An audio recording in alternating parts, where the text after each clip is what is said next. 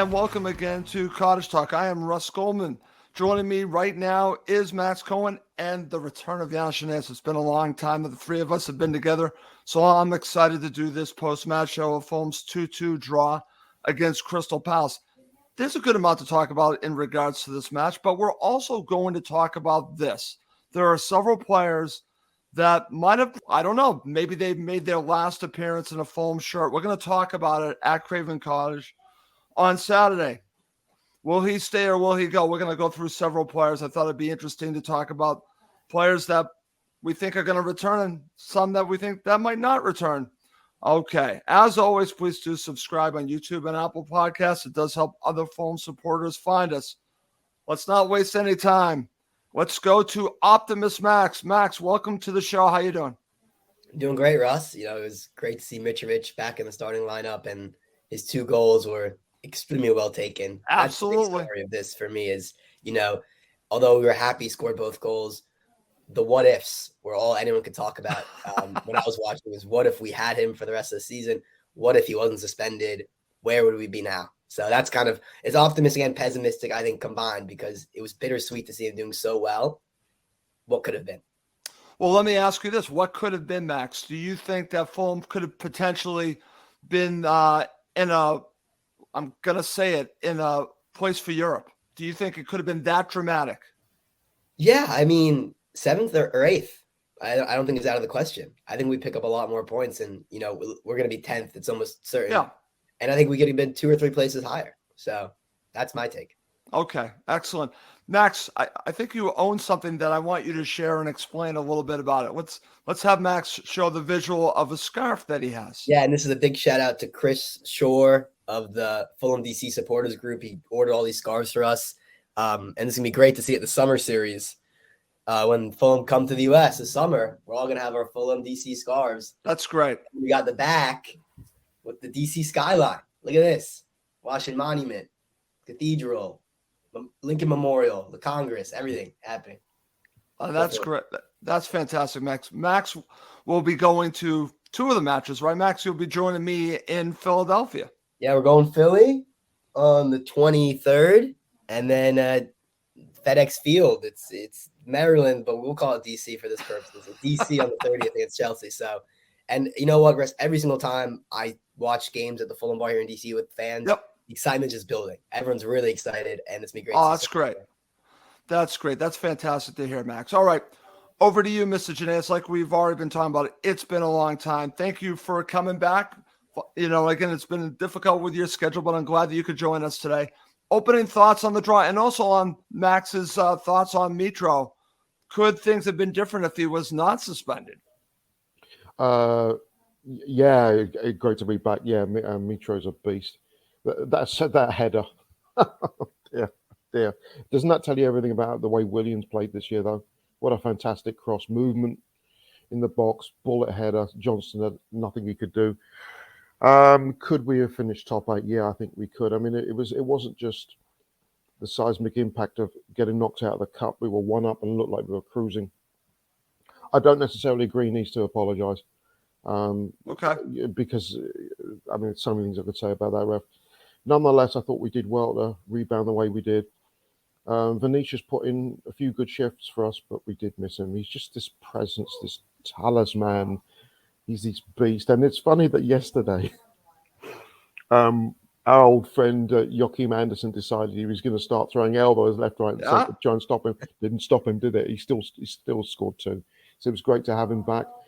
And it's going to be great because next Sunday, last game of the season. Oh, I can't wait, Yannis. I cannot wait. That could be ugly. That could be. It's going to be fun. I cannot wait. We could talk about that at the end of the show because I've got serious thoughts on the final match of the season. I'm glad that you brought that up. It's going to be a beauty.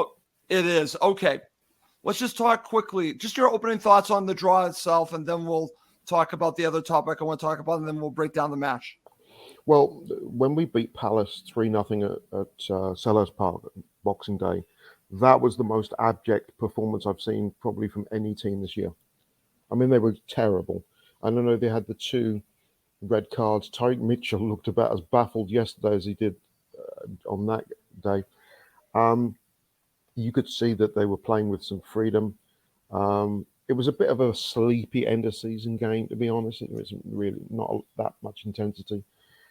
2-2 was probably a fair result. And we take the point to run. It was like a love-in, wasn't it, really? Marco Silva, Hodgson, Lewington, da-da-da. Palace fans were a little bit annoying, but you take the draw. You take the draw, and it was some entertaining bits, but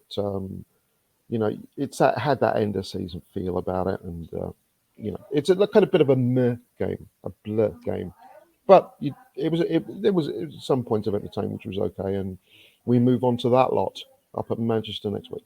Oh, I can't wait for that. All right, over to you, Max. Just quickly, just your thoughts on the draw. Do you agree with Yannis that it was basically, nah, it was a fair result? I agree with Yannis, and we'll talk about this. I think it's a fair result. Yeah, I think so too. I think the thing Yannis said about freedom and Palace is just so evident. That's just a great point, is that under Vieira at times just looked like they were so constrained and there was a lack of belief. And it's not even that Hodgson has come and changed up anything tactically in a huge way. He's just kind of given them that freedom, that belief to kind of play. And, Eze, Elise, very skilled players who are hurting us time and time again. And just letting those players play is the best thing you can do. And that's the mentality he's brought. They're on good form, so it's not the worst thing in the world to draw, but to have it so close to going the final 10 minutes up 2-1, I think our standards dropped a lot in the final 20 to 25 minutes, and we just let them in the game. And it was odd that, it didn't seem like we could do anything. They just kept coming after wave and wave after attack, and they deserved the goal, but I wish we could have seen a bit more resolve from Fulham at the end. Okay, excellent stuff. Guys, I've just been giving it some thought. I think we're going to do the second half of the show. We're going to talk about the players. Like I mentioned, will he stay or will they go? Will he go? Just because I think that I want to spend a little bit more time. So we're going to go through the match now, and then we'll end with that. I thought that'd be a good way to do it. So let's just get your thoughts, guys, on the starting 11. So over to you, Yannis. Your thoughts on the starting 11? Were you surprised that Mitro was starting? I wasn't. I saw some people that thought that maybe because of his fitness, Vinicius would still start. What were your thoughts? I was, I wasn't surprised. I thought if there was going to be any change, potentially it might be Decordova Reid start on the right for Wilson, and it's not because Wilson hasn't played well, because he has. He could have had half an eye in the United game next week, where I don't think Wilson will start. I think Decordova Reid will start on the right. Interesting. Just because I think he's going to have a couple of things up his sleeve. But overall, yeah, solid lineup, just what we wanted. It was, and we knew we had a lot of work to do, because the way that Palace have been playing, they're pretty fluid moving forward, not so much going defending. And this should have been a lineup in front of our fans for our last home game that would at least entertain. I think this is probably the strongest lineup we could put out. I agree with that, Yannis, and that's a good point. Over to you, Max. In front of our home supporters. So your thoughts on this? Maybe he has a good point. You think about it, starting Mitro against Palace at home, that makes sense. I was just thinking he might stick with Vinicius, Max, but I'm glad that he went to Mitro. Yeah, I think that the video of Mitro at the end of the game with just the fans saying Mitro's on fire in the hammy end and him smiling, like that was the moment to me of the day. Right. And I think justified starting him. And it's no slight to Vinicius, but when your first choice striker is back, and I think, it was the right thing last week to give him a 20-minute cameo in the away match. And it just seemed like the natural progression, back from a long suspension, get him in at the end, and then start in the next match. And Vinicius understands that. That's the way football is. Mitro's now scored 14 goals in the league. When you have a player like that, he's going to start. Okay, excellent. All right, guys, let's get to it. Let's go through the first half with your first half analysis. But I want to start, before we really get to getting your overall analysis, talk about some key moments. The first key moment, Max, right back to you. This is an interesting one. In the 12th minute, I've watched this several times. I think this should have been a penalty. And I'll make my argument of this one. Then we'll talk about the second one, which was a penalty. I think this one should have been a penalty, Max. Your thoughts? I don't know, I don't think there's enough in it. Really? I don't. I mean, the Wilson one was really obvious. I mean, let's talk about that one. Well, I disagree. We'll talk about that. I think it's reversed. Yeah, let's hear your take. You see, you have a good view here. Well, this one, I actually think that he clips him, and I think it's a legitimate penalty. Same player, too. What's interesting, it's the same player who actually got sent off in the first match. I think this one is legit. I think this is a penalty. The second one I'll talk about in a second, but this one I think is a penalty. Yeah, I mean, for me, the second one's a penalty because he slips. And I don't even think there's intent. I don't really think it matters. But the fact that Wilson takes that first touch across his body and then he slips and takes him out, that to me is Stonewall penalty. He isn't. There's no contact with the ball as well. Okay, I think he dived. Okay, so again, we'll talk about the actual penalty. I think Wilson embellished there. So that's why I'm thinking the first one was more of a penalty than the one that was actually a penalty. So let's talk about them together. So you disagree? Yeah, but I think, I don't know if it's jumping ahead a bit, but what I love about the first penalty is that it's each dropping deep and playing creator. And that's one thing I really want to mention during the show is that, yes, he scored 2 goals and that will get all the headlines, deservedly so. Right. But he offers so much in the build-up play. And there are 2 instances, of course, the chip ball to Wilson, which is just lovely technique. Yep. And I think in the first half as well, he came deep, flicked it with the outside of his right boot to Willian, who was making that run. And Mitro actually gets stamped on his Achilles. It's quite a painful one, but just amazing. I mean, the way he can just facilitate play is something Vinicius doesn't offer, something that few strikers in the league, I think, offer as well as Mitro does. And it's not something people who don't follow Fulham understand, right? Yep. People who know Fulham through just watching them in the Prem think, Mitro's just a goal hog. He doesn't offer much outside of the final third. That's cannot be further from the truth, as we know. So totally agree. Got to Mitro.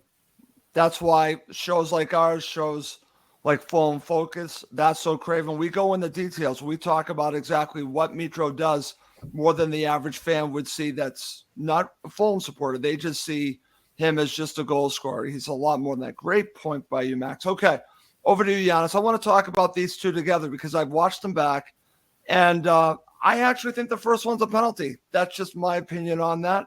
The second one, I don't think it was. I mean, that's the crazy part of this. We get a penalty. What are your thoughts on these two situations? Where do you fall on them? Well, the second penalty, when he went down, I started laughing until I realized he'd given a penalty. To me, it was much less a penalty than the first challenge. Okay, so you're kind of with me on this. Yeah, I think it's sometimes it's a case of cry wolf because of the skirmishes that Mitro gets involved in the box. I think that the first. That's an interesting way to look at this. And so the refs look at a certain way. I think it was a 50-50 for the first one, but you could give it either way. But the second one, I didn't think was. And Max, great comments there. You talk about why we have the shows, because what Mitro does is unlike what 98% of Brentford fans think he does, which is meat pies before a game and a couple of Guinness while he slumbers on the pitch. I mean, I'm one of the first ones to talk about, Ivan Toney and what a great player he is, and I think he is. I think he's a fabulous player. But you've also got to look at, if you look at the history of centre forwards, number 9s, and what they do, and then you compare it to what Mitro does, and you admire it and say, yeah, that's someone who's a classic number 9. It's not so much what he does on the ball, it's what he does off the ball. That second goal, for example, was a classic. His movement off in the box. Fantastic. But for me, yeah, the first one marginal, second one, nah. A bit laughable. But again, it was Tyreek Mitchell. Same player. That's the crazy part of this. Same player. Max, your thoughts on this? I'm glad that we're talking about Mitro, and I'm glad that you brought this to the forefront that people don't see what we see, right? So I'm going to say this. Do you think that there's now a reputation bias against Mitro where he won't get calls? I'm not sure if it extends to him not getting calls, like you mean by the refs. Yes. I don't know. I mean, because in most situations when he's being fouled, 9 times out of 10, he also is holding the other player. That makes it very difficult for the referee to choose a side when they're both grappling. But I don't know. No, I don't think so, honestly. But there have been times when Mitro has dived. That's true. Yes. And there have been times when he embellishes contact to get players sent off. So, but listen, all the top players do it. that just means he's a top player. Okay, that's an interesting way to look at that. Okay, so when we go through the first half, guys, let's talk about the goals. And Max, will go right back to you. This was, I think, a poor goal to give up off of a corner for Fulham. Yes. 14 seconds. I've heard this on the broadcast. It took literally 14 seconds from the corner for them to score. That is crazy quick and a classic, I hate to say it, Roy Hodgson counterattack, my friend. Talk about the goal from Crystal Palace. Yeah, we have two breakdowns here, and the first is Kearney. He just dives in on Eze, and that's the last play on the pitch you want to do that with because he's so skilled. And listen, if you're a center mid, as Kearney wants to play, you either foul him, you don't let him go by you, or you get the ball, but you don't do kind of a half measure, which is what he did, which is stick in a lazy foot. And I have actually been quite complimentary of Kearney this season when he's come on recently, in that he's actually been, I think, more tenacious and stronger in the tackle than I've ever seen him. But this was not an instant like that. But still, Eze has a lot to do, and no one goes to him. And the person I'm going to single out is Harrison Reed, because I was watching this back, and there's a split second when he could have tracked Edouard, but decides, let me try to step up and play him off. As soon as he tries to do that, the ball's played, and then he's on, and then he can never catch up to him. So, listen, I mean, defensive breakdowns, you obviously don't want to be beat out on a corner like that, but if I say something to Kearney, I'd say be more like Polina, get a yellow, embrace it. But you can't let that counterattack go. We looked very exposed. Absolutely. Totally agree. Very good analysis there, my friend. Okay. Over to you, Yannis. Let's talk about Mitro's penalty and Fulham equalized. But before we do that, I do have a comment I want to share from our friend Chris Goodwin, who's a Liverpool supporter. So I want to get your thoughts on this. This is what he shares. If the second penalty was less of a penalty, do you think the officials were influenced by not giving the first penalty? Yannis, thoughts on Mitro's goal, but also on Chris's comment here? I think Chris is actually bang on here, because they go back in the changing rooms. They're talking via the earpieces and what have you. And I remember jumping the first challenge just on instinct, and they show the replay and think, you really should give that. In hockey they talk about makeup calls, and that felt a little makeup call. It felt like a little bit of a makeup call, and for me, the timing I think was as important as anything. You're doing it; it's about 20 seconds to go in injury time, and then before you know it, we get a penalty really out of nothing. And I was a little nervous because I was thinking, the bugger doesn't miss this. But he's hit it with absolute aplomb, with no number and no name on his shirt. Yeah. I mean, that's the nameless one. And Johnson couldn't get there. So it was, I think in many ways it was a make-up call. And sometimes we've got to just accept it for what it was. By the way, going back to Kearney. Yep. If I were Marco Silva, I would have been apoplectic of that goal. I think you've heard me say many times what I think of Eze as a player. Yeah. I think he's one of my favorite players. And I think the fact that we didn't get him from the ha-has just is criminal, because just immense play. Wonderful to watch, so entertaining. He glides past players, but he's got no right gliding past Kearney. It was a half-assed effort. And it is the sort of non-challenge that at the end of the season, when Marco and the coaches look at what they need next year, they may very well look at that challenge in terms of where this club needs to go. Because we've lost Pereira. Kearney's not Pereira, but there really shouldn't be a drop-off defensively in what happened. And I think he'll be very disappointed with the man. And Max is right. Reed had a chance to close, and that's because Edouard's not had a good season. I'm not a fan of Edouard. He did take his goal well. But it really starts with Kearney's non-challenge. And at this level, it's not acceptable. And I'm wondering how that's going to play out moving forward. Because I'll tell you, even though we equalised at half-time, I'm pretty certain Silva would still be fuming at the manner of the goal. It's a good point, Yannis. And I'm glad that, listen, what's great about us doing the show, we praise when it's needed and we criticize when it's warranted. And you guys are very honest with your critique on all of our players, positively and negatively. And I'm glad that you brought up both. In this instance, we're talking about Harrison Reed. Then, of course, you're talking about Tom Kearney. It's a very good point. It's something that I agree with you, Yannis. I don't think Marco Silva would have been happy at all. And you need to do both parts of your game. I totally agree with that. Okay, guys, let's move on. Let's talk about the second half. And I'm going to go right back to you, Yannis, because you've already talked a little bit about Mitro's goal. Let's focus on this a little bit. The delivery, as you had talked about, and the goal itself. This is what Fulham have been missing. Dominance on set pieces, and Mitro being back, this just showed how much they missed him, I feel, on this set piece. Yeah, I know it's funny because I thought it was long overdue. In the first half, I thought our crossing and delivery was very poor. Yes. Free kicks going astray. Willian was probably the biggest culprit of the lot. And we were waiting for one of those. But again, he does it, doesn't he, Mitro? His movement off the ball, nobody seems to be able to pick him up. It's a fantastic delivery. Johnson's done brilliantly to get as close as he has to it. But I'm sure Hodgson and Louis would have been sitting going, oh, no, come on. Of all the goals, we're going to let him. Like, we know what he does in the box. We know that if he doesn't engage contact, he's going to try and peel round and get something on it, and he's done it. So, I mean, fair play to him. I think at that point we deserved to take the lead.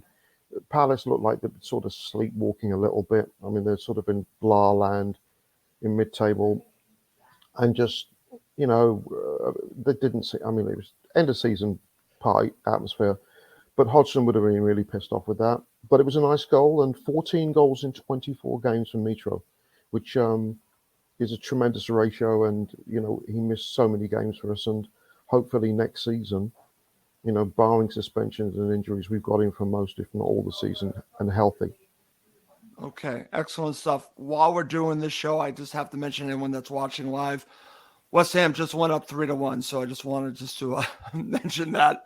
They're in stoppage time, and now it's 3-1. So very interesting, very bad news for Sam Allardyce and Leeds United right now. So as we're recording it, they're in stoppage time, so it doesn't look good for Leeds United. Okay, over to you, Max. Let's talk about the second Crystal Palace goal. Near the end of the match, it's the 83rd minute. I'm thinking, can Fulham hold on? They cannot. Here's a question I have. Did they deserve a free kick? Yeah, that's people I was watching with at the the Fulham supporters bar in DC were furious about this, because I thought it was very soft. I agree. I don't think it was a free kick, that foul. I mean, sometimes players just looking to go down, and it's infuriating that refs always seem to call it. But you have to be smart. As a modern Premier League defender, you have to be smart. You have to be smart. And so many players, I just feel, lack that awareness of the way the game has changed and dive in and put hands on the back. And even if it's the slightest bit of contact, the rule is now, not the rule, but the custom is you go down and the referee will call it 9 times out of 10, which I find disgraceful. This happens all the time. Mind you, when a player has, I hate it when an attacking player is pressing a defender and they have their back to them and they're going nowhere. And players give needless fouls because they're just looking to go down. It was a situation like that, I thought. But, once we concede the set piece, we don't deal with it. And I was actually convinced that it was going to be given offside because they kind of did the freeze frame, but then hit off Robinson, hit off our own player. So that didn't matter. But, yeah, you just want someone to track a bit better. Leno does well the first time, but he can't do much except claw it right back to Joel Ward. And who would have thought we'd be saying this sentence? I don't follow Palace super closely, but if you'd asked me, where's Joel Ward? I would have said, he's probably playing for Stoke or maybe somewhere in Turkey. He's still playing in the Premier League. It's amazing. This guy's amazing. And score equalizer, credit to him, but he's not the player you'd think would be scoring against Fulham at the death. Okay. Here's a good point from our friend Steve Reynolds, and I think you guys will both agree with this. The goal was coming 10 minutes before. I agree with that, Max. Yes. And that's kind of what I said in my opening, is that we had just seemed to drop off. And I think it was either Elise or they had that great cutback and then the left-footed shot, which just went wide, right? So they had the quality that was there, and we just didn't seem like we were reacting in a proper way, which is odd. It just seemed like we were sleepwalking towards them, just attack. We didn't have an answer for it. Okay. Here's from Black, White, and Fred. Never a free kick. Ref was giving loads of soft free kicks to Palace, and they were more than happy to go down. Thoughts on that, Yannis? Yeah, there was a lot of it actually from both sides. I just wish refs were more consistent. I mean, going back to the Mitro thing about contact and what have you, and embellishing. Is there anybody worse than Harry Kane? I mean, Harry Kane's the worst, Giannis. You know, maybe Raheem Sterling is up there too. Sterling, yeah. I mean, and Jack Grealish. Jack Grealish. Yeah, and De Bruyne. I mean, it's De Bruyne. Wow. The list is endless. I mean, at least, you know, I think you start the game with a certain level of consistency, and then can you continue that. But when it starts becoming inconsistent, which it seemed to do last 20 minutes, then we're all getting pissed off. But even then, we've dealt with the free kick poorly. Defensively, we've dealt with it really poorly. And Joel Ward, as much as credit to him, he's a trooper. They've had some defensive issues in the middle this year. Anderson hasn't necessarily been brilliant for them. And Ward, I think, is 33, 34 now. He's a constant there. And it's nice for him to get the goal. I mean, it's at our expense. He looked as shocked as anyone that he'd scored, but I wouldn't have given that free kick. But we were just lulled into sleep for the previous 10 minutes, and they came at us. Yep. And I thought it was a matter of time before they'd have at least a chance to equalise. It was just sloppy defending from a set piece that I'm sure that Marco had a few choice words for, or he will on Monday when they review the tape. I'm sure he will, and it was just unfortunate, but like you guys said, it was coming, and that's why I think it's a fair result. 2-2 is a fair result. They were better near the end of this match, and they deserved the goal, even though it was a questionable free kick, which drives me crazy. But as we're talking about, they are given sometimes. Okay, guys, to end our review, let's talk about man of the match. I'm going to give you first crack at this, Mr. Cohen. Who's man of the match? Come on. Do I need to say it? Yeah, I'll say it. Joel Ward. No, Alexander Mitrovic. Love him. Okay, can you go with anyone but Mitro on this one? Yannis? No, I can't. I thought Mitro was a beast yesterday. I thought team performance, we looked a little bit flat. I mean, this can happen end of season, like a preseason game. But Mitro was terrifying defenders. Mitro was on fire, So Mitro had a super game, and it's a nice warm up for him for when he goes on for those beasts next Sunday. We're going to talk about it, man. I'm going to leave us some time to talk about that because I really want to talk about that. We got a couple more comments. Chris chimes in again. A gust of wind would knock Harry Kane to the floor. Yeah. Totally agree with that. Chris, we're on the same side on that. Here's a good point, Max. Steve Reynolds says it was the ref's first Prem game. That's true. I was going to say, I didn't notice the guy at all. So, great. Give him the Fulham match. Who cares about Fulham, right? Yeah, send him to the Cottage. Great. At least we didn't get Kavanaugh. No, never again, ever. Don't want to see him, ever. No thanks. Okay, very good. All right, and this is from Chris. He goes with Mitro. 2-goal Mitro, man of the match. Absolutely. Okay, great stuff, guys. A very good review of a 2-2 draw. But coming up next, we're going to have a very good discussion on several Fulham players. Will he stay or will he go? We're going to go through our thoughts on certain players. Was that their last performance in a Fulham shirt at Craven Cottage? We'll be talking about it coming up next. Okay, guys, in this part of the show, I was thinking about this. We usually do a review at the end of the season, but I think this is a good time to do it, talk about certain players as this is the last home match and thinking about will they be back next season? So we're going to go through several of them, some big names here. So let's start with the one that I'm most curious about. Max, I'll give you your first thoughts on this with us. Let's talk about João Palhinha. So what's interesting about this, I think many of us have seen it on Instagram, on Twitter, his comments after the match. So I was just going to bring that up. So let's talk about this because actually I'll go first. I took that, if I'm reading between the lines, that he's staying. Others have said that they take it as he's going. It's very interesting. So thoughts on Palhinha. How can you listen to that video and think he's leaving? I mean, he literally said he made a point to talk about next season. I know that.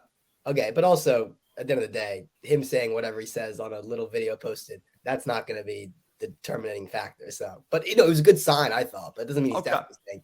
But my prediction is yes, João Palhinha will stay at Fulham. I was talking about this a lot with my dad, who's a big Fulham fan this weekend, and he was saying, look, the pitch Fulham has to make to its players is we can make Europe next season.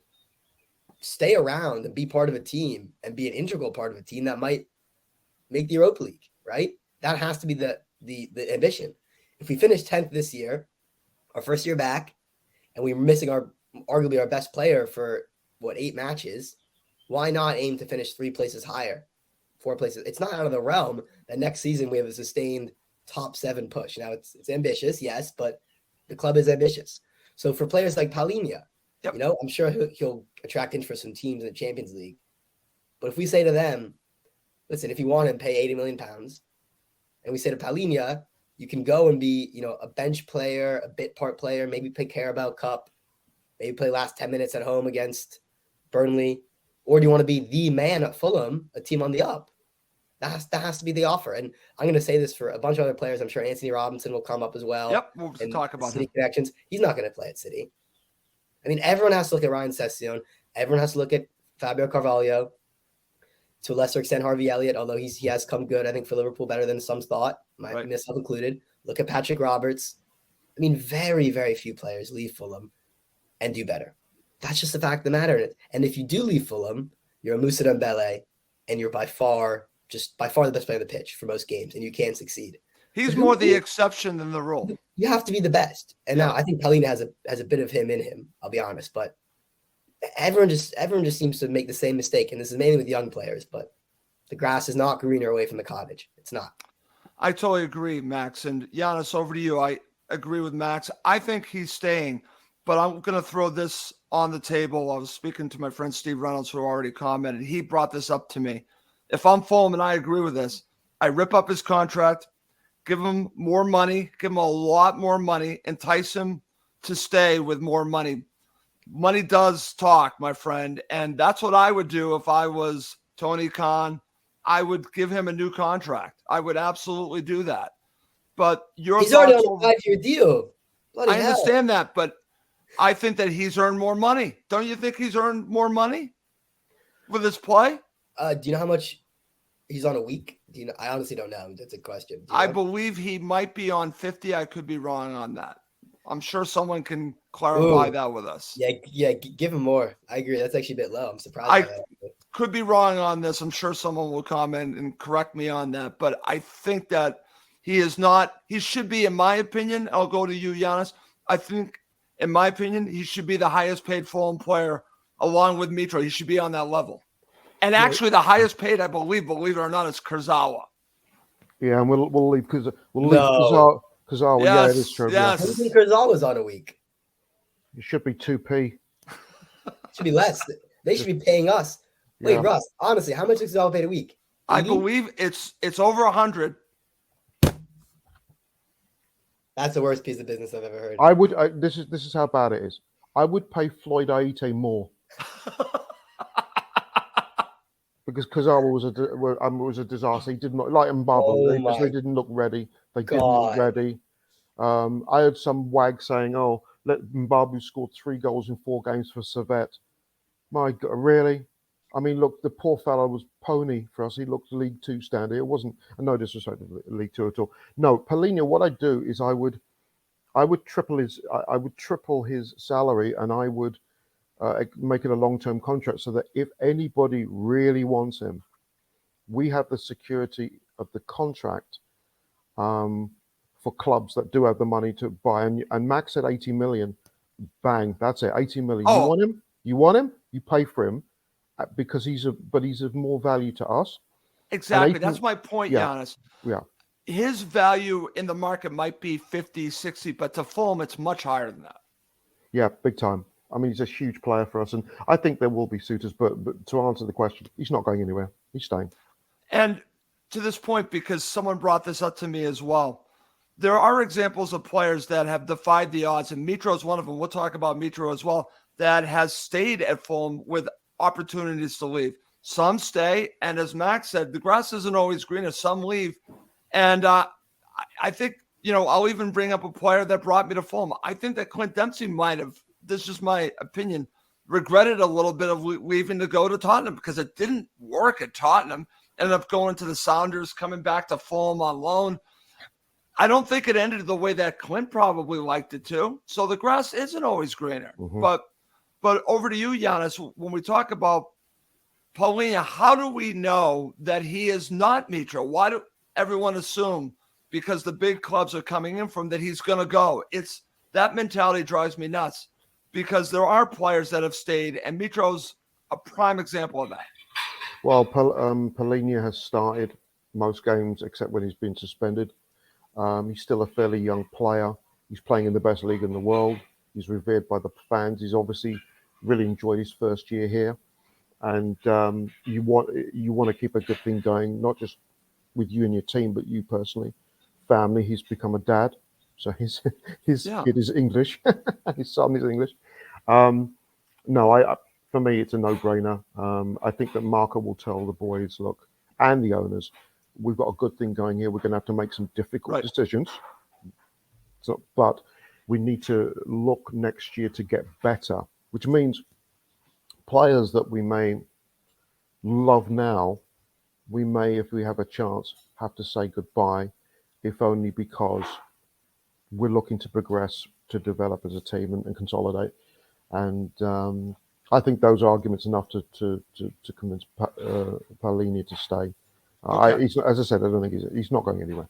Okay, and I agree with that. And I think Marco was going to make the pitch not just to Paulinho, but to Tony and the higher-ups. I need my best players. And if you want me to stay at Fulham and sign a new deal, I think that's going to be this is just my opinion, part of his pitch to signing a new deal. It's like, listen, you need to sign better players, more better players, because he does have good players, very good players. But I need that commitment. And I think, in my opinion, I think Paulinho is part of it. So I think this is going to be a very big part of what's going to happen after the season ends with Marco, because we all want Marco to sign a new deal. I do expect that to happen, but I think he's going to want his key players to stay. And I think that's going to be part of the conversation with ownership. And I think Paulinho is at top of the list. So we're all in agreement that we believe that Paulinho will be back. Let's now talk about Mitro. I'll go to you, Yannis. He has stayed several seasons. He's had opportunities. Will he stay or will he go, Yannis? He's not going anywhere. He's not going anywhere. Again, it's a case of the value to the team. If any teams look to pick him up, Premier League, could there be? Potentially a few, but you've got to pay a lot of money for a player that scores for fun. There's always the option. I always think, and it's interesting because there's a story that came out last night that sort of took me, and that was a rumor that's connecting us with Mauro Icardi at Galatasaray.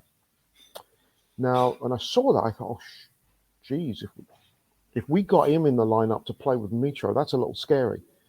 And then I thought, I hope this isn't because there's something that might be in the works for Mitro, but I don't believe that will happen. I could actually see Mitro's next move actually being Turkey. Okay. Galatasaray, Fenerbahce, Besiktas. I can see that, but not yet. He's not yet. If Icardi came, heaven holds, because that would be huge. But no, he's number 9 will be in black and white next year. I agree with that as well. Over to you, Max. Mitro, will he stay or will he go? He's staying. I have nothing more to add than what Yannis said. I can't. It gets to the point where I can't imagine Mitro in another shirt. No. Like it's hard for me to picture him wearing another team's kit. Like he's so Fulham at this point. Okay, very good. All right, let's go to one that a player that has had a very good season, but he's actually had some downs as well. And Max, we've already talked a little bit about him. Let's go to it. Anthony Robinson. Will he stay or will he go? I don't know. I go back and forth on this one, Russ.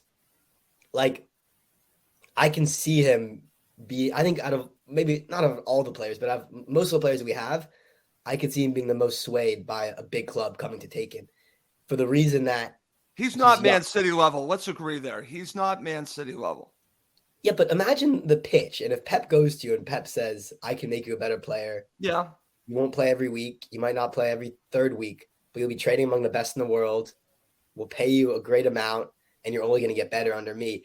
I think people see Anthony Robinson as a project. Like the best managers in the world see that. Like he wasn't going to AC Milan for that medical for no reason, right? They saw potential.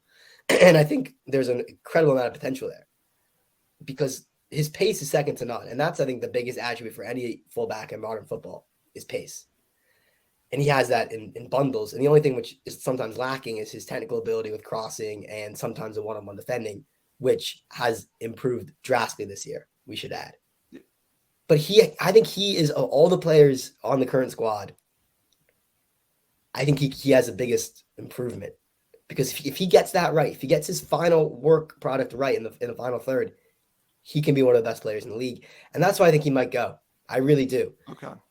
That's just my. I don't know. What do you guys think of that kind of premise that he could actually benefit from a move to a big side? I don't know about that. I understand the pitch though, Max, going to say a Man City because the pitch would be great. Similar to the pitch that Fabio must have gotten from Jurgen Klopp, right? I can make you a better player. He is such a talented player, meaning that pure talent and seen as a project that I could see him saying, okay, well, this coach could take me to the next level. I should go there. I'm going to say, I think he's going to go. And I don't know how much money Fulham can get for him, but I think he could be swayed by that carrot in front of him that you just laid out there. I'm going to say Anthony Robinson will not be a Fulham player next season. Over to you, Yannis. What are your thoughts? I believe Robbo will stay. Okay. But I think I've got a different stance on this. I think Robbo has a young family, and he's a starter for Fulham. He knows that. He's had another decent season, but I mean, you look at take our club for example. Who do you get to replace a Robbo? And don't anybody say Matt Target. And I really do like Matt Target. Well, no, I mean the problem I've got with Robbo is something that hasn't, I don't think, been considered. He's young, and I think that some of the wariness that we sometimes see from him is linked to playing for the US. I think with Tim Ream, he's an older player. He's got a family. It's a stable setup. And he knows, like any international player, when it's time, because often international players will retire before their time because of the travel, and that's where I'm getting to. Robinson is an English-born American, but he plays for a country that's in CONCACAF, where there's a ridiculous amount of travel, and we know this. And he's got a young child, and that travel greats, whatever anyone says. When Robbo has to go to Mexico and Honduras and El Salvador and Trinidad. Now, US obviously is hosting the World Cup, but there's still going to be a lot of exhibition games. You've got the Gold Cup and all this sort of stuff. And I think that he's smart enough to know where he's going to have his best situation. He starts every game on a decent team and a progressive coaching setup. Is he going to have it better anywhere else? And I think if he really thinks about this, the answer will be no. And if we do sell him, we better do it for a pretty packet because the value to Robbo is high. As Max says, his potential, his speed frightens the crap out of him. Oh, absolutely. I'd just keep him just for that. Just for that potential. Yeah, for that speed. Has anybody talked about maybe, I mean, he says, I like to come make the long runs from the back, which allows me to play at left back. There's potential there to play in the left side of midfield. We know that. But I think in terms of his situation, his family situation, his development, as long as Marco Silva stays, his best home is going to be Fulham. I believe he stays for next year. Okay. I got a good amount of comments about Jedi, so I'm going to share them. From Steve Reynolds, Jedi is good, but not that good. Chris Goodwin, he has to chime in about Liverpool. There's no left back spot at Liverpool, so you're safe from Jurgen. Okay. This is from our friend Wayne. Vitro will stay and Robinson will stay. Black, White, and Fred. Man City won't improve his defending as he won't get much practice. That's a good point. That's good point. Good point. That's a very good point. Carl Tanner says, I don't think Jedi's has the passing ability to play in Klopp's system. Not yet. Okay, and this is from Showtime 53. Scary if he leaves because the team has tried to find another fullback and they have struck out. That goes to your point, Max. Yeah. They don't have a suitable replacement if Robinson decides to leave. They've tried. They haven't been able to find him. I happen to like Matt Target, by the way. I know your thoughts. I like Matt Target too. I just think that the athleticism of Robbo is fun to watch. It's like different a thing. I know. Yeah, for sure. Okay. All right. Very good. All right. Let's move on. Let's get back to this conversation, guys. And what's good about this one is this is not one I was expecting to have a conversation about at the beginning of the season because he wasn't playing at the beginning of the season. He came a little bit in. William, Max, will he stay or will he go? No, he'll stay. He'll stay. I think someone in the comments said he'll sign a 1-year extension. I think that's spot on. I think he has so much to offer still at this level. And he, as you mentioned, the family aspect, his family, they lived in Chelsea for a long time, Southwest London. He feels settled here. 100%. I think he stays. Okay. Over to you, Yannis. William? Yeah, I agree with Max. He's staying. And he's still got time to convert his 2 daughters, who apparently are Chelsea supporters. That was a great video. Shame on you. Shame. That was a great video. It really was. No, he's staying. I mean, it's a good thing. He's been epic for us this year. Yes. And he can, if we get in another left-sided midfielder, he can learn from that, because then that's going to, I know that puts in parentheses Solomon, obviously. Well, we're going to talk about him. Yeah. But William's been superb, and a summer of rest, and he'll come back raring to go. Okay, excellent. Before we talk about Solomon, let's talk about Andreas Pereira. Okay, over to you, Yannis. Will he stay or will he go? Well, he will stay now because of that injury. We don't know when he's going to be back. Because of the injury? Yeah, I do believe so. Although one of the memorable scenes from yesterday after was while Mitro's dancing, he comes over on crutches and gives him a big hug, and I thought that was brilliant. Yeah, absolutely brilliant. And he had a very good season, let's be honest. He did. He got a freak injury. They've not given us a specific timeline. I think he might be, it might be a couple of months before we see him, but he's 24 years of age. And we have to agree, our team has to get younger. Oh. So it's imperative we keep Pereira. He was a steal, and I'm looking forward to him coming back. Because if we get a couple of upgrades as well, as any manager will tell you, two players fighting for each spot, and not he's a start on Mitro. I want someone to challenge Mitro, and Vinicius did his job, but someone to challenge Mitro. This is what we want. This is that's strength and depth. That's why City. If you've seen their lineup, they've put in just line up today against Chelsea. Pepper's made 9 changes. Doesn't matter. 9. It's incredible. But no, for me, Pereira stays. Okay. Same thing for you, Max, with Pereira. I know he's injured, but there was some speculation before he got injured. That's it. Yeah, no one's going to buy an injured player. No. Okay. Very funny there, Chris. Harry Kane to back up Mitro. Okay, well, why not? That's funny. That's pretty funny, Chris. Okay. All right, let's get back to it, Max. Let's you and I talk. Then we'll go to Yannis. Let's talk about Manor Solomon. Will he stay or will he go, Max? And here's a bigger question. Do you want him to stay? Have you seen enough that you want him to stay? That's a ridiculous question. Of course. I would love for him to stay. I love Manor Solomon. I do think he's gone. Okay. Because he's not playing. And this is someone who was playing in the Champions League, scoring goals against Real Madrid, and I think he thinks highly of himself, as he should. But if I'm in his position, I'm thinking, I came to Fulham, I left a war-torn country in Ukraine, and I thought this was going to be like my intro to the Prem, to the English League, and I can't even start in front of a Willian, an old, washed-up Brazilian guy. Obviously, that's banter, but I think he expects me playing for a team, and he probably thinks he can play at a better team. That might be true, but yeah, I just think he goes. I think he goes. I agree with that. Over to you, Yannis. Manor Solomon, does he stay or does he go? No, I think he goes. Leeds are going down. Nonto is 18, and when he gets relegated, he's not sticking around now. He's going to be looking for a team. Italian international, let's not forget. It's good. And a good young player with good coaching will really develop. And it's been a dysfunctional situation at Ellen Road this year. He's a player, it's like the vultures are hovering. What players do you pick up? Someone else who's actually a potential, although I might get laughed at off the screen. I know. Wait a minute. Are you going to say Weston McKennie? No. Oh, okay. No, I'd say Jack Harrison. Oh, Jack Harrison. I think Jack Harrison would fit in nicely with Silvers because he is a good distributor of the ball. It's not bad. Again, he could be, there's some that wouldn't be players there. That's not a bad one to look at. I agree with you on that. Yeah, Jack Harrison. Yeah. I mean, they've got some good players. They do.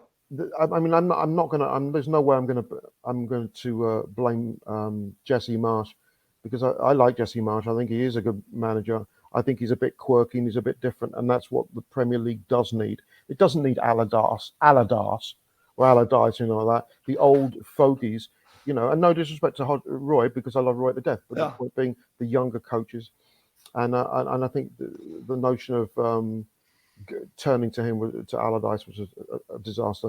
Gnonto or Harrison are two that will be achievable. They'll all be liable to relegation clauses. And that's a sort of pickup that could really help us. Solomon is gone. And I like him. I think he's done super, but he's gone. Okay. Here's one. I don't think he would be in Fulham's price range. What are your thoughts about this, Max? What about Ward-Prowse for Fulham? I mean, obviously he's a fantastic player. We all know that. He seems to score all the time against us. I don't see him coming to Fulham, if I'm being honest. I just don't. I don't know why. Initially when I hear the two names together, it just doesn't. I don't see him doing that. I think he's gonna go. He's gonna go to a team like a Villa. I think he go to Villa. That's a very Villa move in my opinion. Yeah, no, I agree with that. Villa or Brighton. I don't know, but I don't think Fulham. Okay. Or Yannis? Oh God, he's going to Everton. That screams Everton if they stay up like 30 million for Ward-Prowse. But the thing, 2 weeks ago I'd have said. I mean, I'm a big fan of Ward-Prowse. So 2 weeks ago I'd have said no chance. But the fact that we've lost Pereira does leave us with a hole in the middle. Yeah. And Pereira is brilliant. We know it's set pieces. Ward-Prowse is the best that there is. Can we get him for 30 million? Is it worth it? I would say yes, if you can keep the stability in that, the two holding, Polinia and Reed, then I think it can work. I think it's intriguing. I think the Pereira, if Pereira hadn't got injured, I'd have gone nah. But right now, I think you have to look at it and go, maybe he can fill a gap in, because talk about depth in the middle. Oh, yeah. Well, here's a comment from Black, White, and Freddie. He is right about this. Don't want Ward-Prowse, not the part of. I would want him, but this is a good point by him. Not mobile enough for our system. That's interesting. I don't think he needs to be, because Kearney's not. I mean, and that's a good point. And the thing about Ward-Prowse, let's remember the home game against the Saints. And what did Marco say? Whatever you do, don't give up a free kick just outside the box. Don't do it, because you know what's going to happen. Yeah. And it did. And that's the thing. If you've got somebody who can take corner kicks on either side or take free kicks, who's as good as he is. Yep. I mean, and we do get ourselves into situations with Mitro where that's going to be a possibility. Right. It's a good investment where he scares. Southampton being bottom didn't matter. He scares teams because of his dead ball ability. And that's why his mobility may not be there, but in that final, that zone 4 is where he's going to cause mayhem. And as I said, with Pereira being out, does that mean Kearney has to for Ward-Prowse, I'd do it, because free kicks, he's a given. Okay, very good. All right. I've got two more, all right? One is a surprise at the very end. Bernd Leno, Yannis, fantastic season. Yeah. Will he stay? Absolutely. He's starting. He's not being absolutely destroyed by Arsenal fans, Troops TV, AF TV nonsense. You wanted rid of Leno and you got Ramsdale. Like, really. Leno has been absolutely magnificent for us. And part of that is the comfort level of feeling that support from the fans. And Leno got torched by Arsenal fans. Oh, it's the goalkeeping, It's the goalkeeping. No, it's not the goalkeeping. because Ramsdale's more made. I mean, look back to that Europa League goal against Sporting Lisbon. I mean, he's far off his line. Too many howlers. Leno may well make the team the starting 11 of the season, and that's all the payback you need. Oh. He's not going anywhere. He's loved at the Cottage. Okay, well, I want to say this because I have a player to thank for Bernd Leno coming to Fulham, and this is going to surprise probably both of you. I want to thank Matt Turner for going from my local club, the New England Revolution, to Arsenal, because that opened up this situation for Leno to come to Fulham. It all worked out for us. Too bad for Matt Turner because he's not going to play. And like you said, Ramsdale's situation right now is what it is. Mm-hmm. Fulham actually came out the best out of this situation, guys. Fulham won out of this whole thing with Ramsdale, Turner, and Leno. I think we came out the best, Max. Oh, yeah, 100%. I mean, Leno, we have a lot of player of the season contenders, but I think more fans are saying he's right up there and might even win it because he's just been. And I'm assuming you think he'll stay. You don't yeah, think this. yeah. Okay, good stuff. All right, the final one, guys. I didn't prepare you for this one, but we're going to do it. We're going to do it right now. It's not a player, guys. Max, Marco Silva. Will he stay or will he go? No, he'll stay. To me, he knows this is a project for him. This is legacy defining. He needs to put away the aura he has, the stigma that Silva is a sophomore slump kind of manager. He's had good first seasons. Obviously, this is going to be his third season, but in the second season in the Prem, I think he wants this personally for him to show that he can do it consistently at a club. And if he knows what's right for him, he should not leave because the players are bought in, the fans are bought in, the ownership's bought in. Why would you want to go? Okay. This is from Chris Goodwin. Marco Silva will stay if Fulham's ownership back him. I agree 100% on that. Over to you, Yannis. I just want to bring this up. Will he stay or will he go? I believe Marco will stay. However, I'm glad that Chris brought this up. They need to back him 100%, my friend. Oh, I've no doubt he's going to stay because I think that the Khans recognize what they've got. I mean, let's not forget last season. We've had three, with Jukanovic and Parker and Silva with the promotions, but last year's was so much. It was so special, and then for us to do what we've done this year, quarterfinalists in the FA Cup when we could. Can you imagine if we had beaten United and then played a Brighton team that we've done the double on this year? Yes, people forget we did the double on Brighton this year. We did, and it would have. No, it's been a super season. I think he'll stay. I think the emotional bit is going to come with a couple of the players that I think will be gone. That you didn't mention, Russ. Okay, that are going to be. I think Naskins Cabana's gone. Okay. I think that's a difficult decision, but I think he's going to be gone. I actually think Tom Kearney's going to be gone. Okay. I think that he's been with us for 7-8 years, but I think that Silva has got a ruthless side to him. He wants this team to get stronger. I think Kearney has played well since Pereira got injured. But if we need to get to Europe, we need to get younger and we need to upgrade and we need to be better. I don't know if Kearney starts in many teams in the Premier League. He'd start in every team of the Championship. He's 31, 32 years of age. He's had a super career, probably going to get a testimonial from the club. But I think that if it's part of a plan where he says, look, I think this team can do Brighton-ish things, right, then we're going to have some very difficult conversations with players that we love. And we love Naskins and we love Tom. And hey, it's almost been confirmed. You already know probably Joe Bryan. Right. Going to be going to Bristol City. Joe Bryant's going to Bristol City. I saw that. You know what? Build him a I mean, that goal. I mean, Wembley. Legend for our life. I mean, I was going to say he's still a legend from that moment. Well, I actually went on a prior show and I said he's a success at Fulham because of that moment. You can't take away that moment. That changed a lot for all of us. So he'll always be remembered fondly for that. Did he have shortcomings, guys? You'll agree with me? Absolutely. But that moment you can't take away. You can only admire. So, all right, over to you, Max, and then we're going to wrap this up by quickly talking about Man United. So, any players that you think might go along with what Yannis shared, or do you agree with his? I think we covered the whole lot of them. I think that was very comprehensive.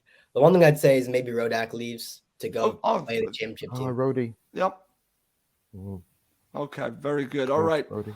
Good stuff, guys. To finish up real quick, because I want to end talking about this just for a few minutes. Let's talk about Man United.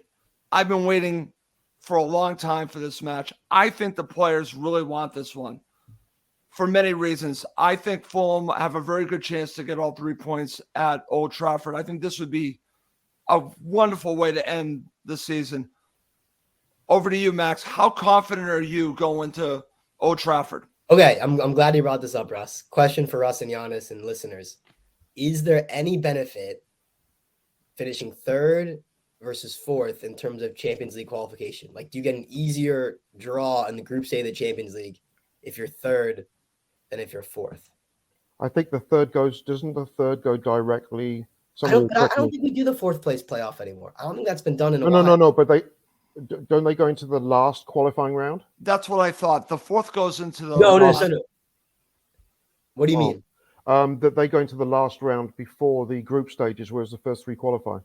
I think. Yes, that's the way it's been for a very long time. Somebody's going to correct me. I'm sure somebody. But I think it is that. I don't think so. Okay.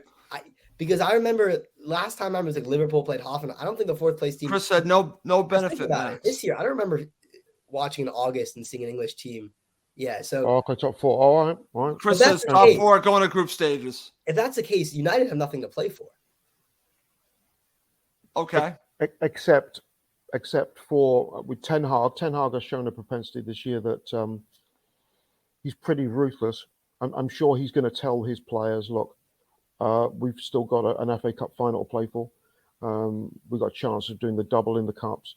I'm rebuilding this team, so don't even think of slacking last game of the season. I just think we've actually, Max, got more venom to play for. We've sold out our away end. We're going to be going up there absolutely frothing. We're not going up there for a point. We're going up there to get 3 and cause mayhem, and as much mayhem as possible. This isn't going to be like your normal 38th game of the season where you're wearing clown outfits and balloons and what have you. I think we're going to go up there for a war. Because I agree, yeah. This is going to be propped up for doozy. I think we draw. The prize money, that's a good point by Fred. Here's a point by Black, White, and Fred. That is true, right? But that's not that important. I mean, okay. I legitimately think, though, like, because I think we can both agree that Liverpool are not going to get Champions League, right? They have one match to play. Newcastle United both have 2. They need a huge collapse by Newcastle, and Man United only need 1 point from a possible 6 to confirm. So, yeah, I don't know. I think we'll be up for it. I think it'll be great to see. I agree with Yannis. We're going to come up with venom. It's not just going to be a little party. Or there's going to be so much angst and not trauma, but bad vibes from the FA Cup game we're going to want to put right.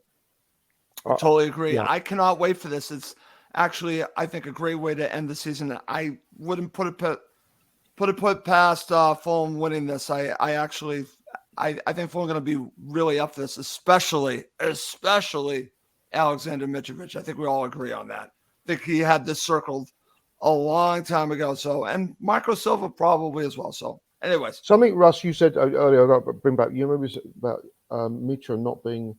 It's unthinkable that Mitro would leave. The only player that we've ever lost, I think, in my lifetime that we've ever lost that I thought was untradeable was Gordon Davis. And I remember crying when he left because I thought you can't trade. And we sent him to did we send him to City or Chelsea? I thought, how do we get rid of our icon, right. our god on the pitch? Because the teams he was part of very good teams and poor teams.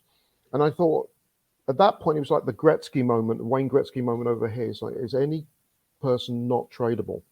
And I think at that moment you realized, good God, every player is tradable. And that's how I feel about Mitro. It's like it's unthinkable for him to be in any other jersey. Right, I agree with that. To be in Fulham, but we know this is a business. And if a team comes in and goes, right, look, We love Mitro. We're willing to give you between 50 and 70 million. We have to listen. So No. unthinkable. It is unthinkable because, Yeah.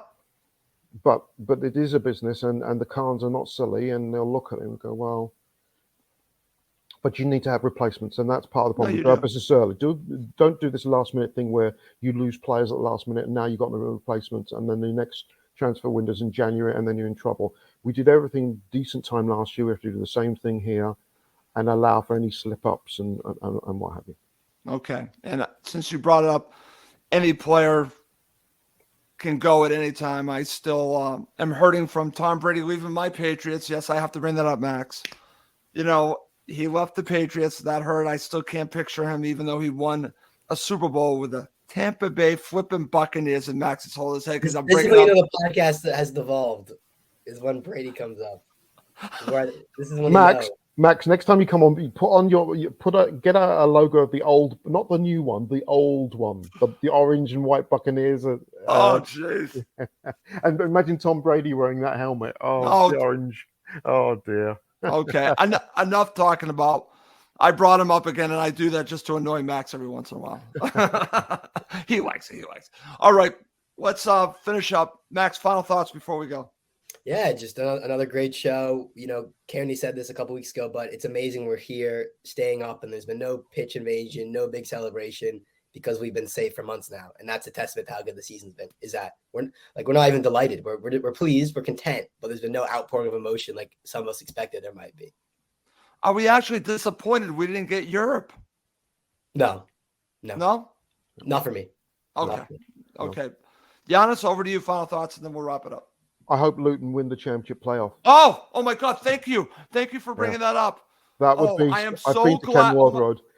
That is a nightmare. You know what? It's I have a different reason. I have a different reason. I have a different. Max. Max, I do not want Coventry City to be in the Premier League. Oh yeah. Come on, Max. We don't normally get a lot of beef from opposing fans, but the Coventry City fans, they went after Max and I. They didn't like us. They did not like us. No. So I want Luton Town to win in the worst possible way. That's all I'm going to say. I don't want those fans in the Premier League. I'll just leave it at that. It's interesting because for Coventry, I mean, Luton have been super this year, and anybody who's been to Kenilworth Road knows what that ground is like. It's very, very tough to play. But for Coventry City, if they don't beat Luton, you've got Gyökeres and you've got Gustavo Hamer. Yep. Two super players that really, especially Hamer, should be playing in the Premier League. If they don't win that game, they lose both players. This is massive. They get promoted, those players stay put. So Luton have a lot of weapons, and they're an angry team. Yep. And it's going to be, I think, an absolute rocking atmosphere. And I think Luton will nick it. And Coventry, I hope so. Yes. But then, and the other thing is, of course, if Coventry do get promoted, could they do the unthinkable and bring back the brown uniforms, the away uniforms from the 70s? If you've ever seen them, Google it out. Coventry City brown uniforms, because that would they look like the Cleveland Browns, but in a Okay. Well, for personal reasons, I don't want Coventry City in the Premier League. I'll just leave it at that. I was actually thinking about bringing that up, and then I'm glad that you mentioned that because Max and I got a decent amount of abuse from these supporters. We generally don't, but we did for that show, and it continued for months on end. It just continued. It never went away. They kept contacting me. So I don't want those supporters in the Premier League. I'll just leave it at that. Guys, can I ask you guys a personal question? Have you ever been to Coventry? No. I'll leave it at that. Okay. Thank you for ending that way. Because do you remember? I've been told that too. Do you remember the specials? The special did that brilliant Ghost Town back in the early 80s. Yep. And that was I've forgotten the lead singer's name. He passed away. Bad week. Andy Rourke of the Smiths passed away. Rest in peace. But that was set. The scene for that video was set in Coventry. And if you go back and say Ghost Town and you look at that, even though it's 40 years ago, you'll go, oh no. And it was I'll about check that out Coventry. It was about after we Coventry. finish. Yeah, it's Okay. Terry Jones. Thank you, Steve. Terry Yep. Jones passed away this year. Rest in peace, Okay. sir. Okay. My God. So And apparently Chris Goodwin has been to Coventry City. Or Coventry, I'm sorry. it's oh dear. It's We're just gonna get more. This is great. We're gonna get more hate, and they're gonna beat us. In the That's okay. miserable. It's Oh, I'm sure we're going to get more miserable hate from these place. Oh, people. I again, like I said, I still every once in a while hear from one of them that talks about us. They don't like us, Max. Especially they don't like me, really. They really hate me, but whatever. let me just go Anyways. get just a moment, guys. I think I have a bottle of Beaujolais here somewhere, and I have some cream cheese and some bagels. What else do we like as Fulham fans? Do we like? We like cake as well. I'll cake, get that ready. Sponge cake, Victoria sponge cake. Sponge cake. I've even got a sign here that I can show the fans. Okay. My little. Oh, that's actually nice. that's- This. And that was actually made for me by my sister-in-law. That's great. So I can hang it up. That's impressive. Terry Hall, that's right, Stephen. Sorry, it wasn't Terry Jones, silly me. Terry Hall, of course. So yeah, Okay. miserable place. Good God. All right. And to end the show, Black, White, and Fred says, why would anyone want to go to Coventry? Don't even like driving through it. Horrible. Thank you, Black, White, and Fred. town. I've never been there. Oh, my I've God. actually said next time I come to England that I do want to go there, but for a different reason, because I'd like to go to their stadium and just take a look around. I'll just leave use it at that. it's good for using the public washrooms. Yeah, something like that. Yeah. Something like that. Okay. Very good. All right. Well, let's wrap up this show. Guys. For Yannis and Max Cohen, I'm Russ Goldman. Thank you as always for watching and listening to Cottage Talk.